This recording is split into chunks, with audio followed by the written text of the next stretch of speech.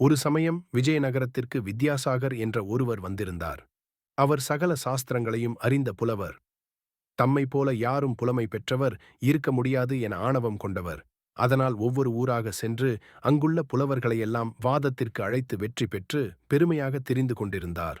அவ்வாறே ஒருநாள் விஜயநகரத்திற்கும் வந்தார். அவர் ராயரின் அவைக்கு வந்து தன் திறமையை வெளிப்படுத்தினார். அந்த அவையில் பெத்தண்ணா, சூரண்ணா, திம்மண்ணா போன்ற புலவர்கள் இருந்தனர். அவர்கள் ஒவ்வொருவரும் ஒவ்வொரு துறையில் வல்லவர்கள். அவர்கள் கூட வித்யாசாகரை கண்டு அஞ்சி பின்வாங்கினர். தன்னிடம் வாதிட யாரும் முன்வராதது கண்ட வித்யாசாகர் ஆணவமுற்றார். தன் அவையில் சிறந்தவர்கள் இல்லையோ என ராயருக்கோ வருத்தம். அந்த சமயத்தில் தெனாலிராமன் அவை முன் வந்து, பண்டிதரே, உம்மிடம் வாதம் புரிய நான் தயார், இன்று போய் நாளை வாருங்கள் என்றான்.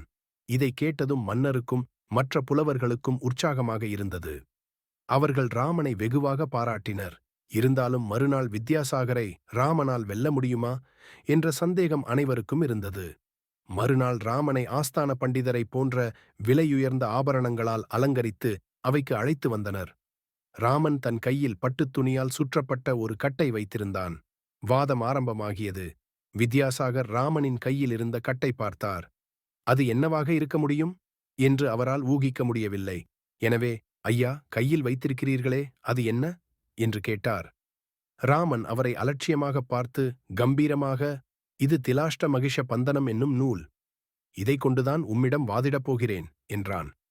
வித்யாசாகருக்கு குழப்பம் மேலிட்டது. அவர் இதுவரை எத்தனையோ நூல்களை படித்திருக்கிறார், கேட்டிருக்கிறார். ஆனால் ராமன் கூறியது போல் ஒரு நூலைப் பற்றி இதுவரை கேள்விப்பட்டதில்லை.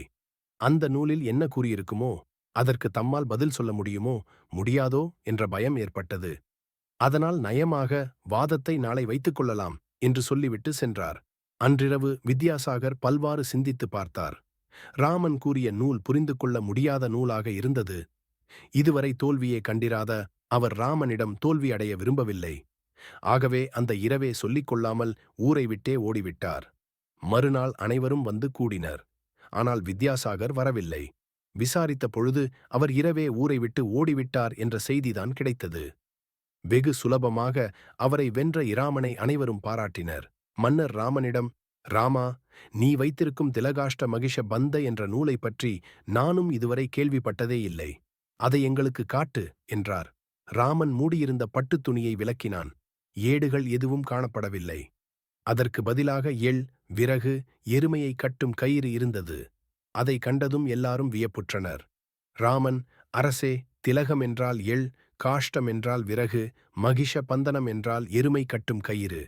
இதன உட்பொருளை வைத்துதான் திலகாஷ்ட மகிஷ பந்தனம் என்று சொன்னேன். இதை புரிந்து கொள்ளாத புலவர் பயந்து ஓடிவிட்டார் என்று கூறிச் சிரித்தான். அனைவரும் சிரித்தனர். மன்னர் ராமனை பாராட்டி பரிசளித்தார்.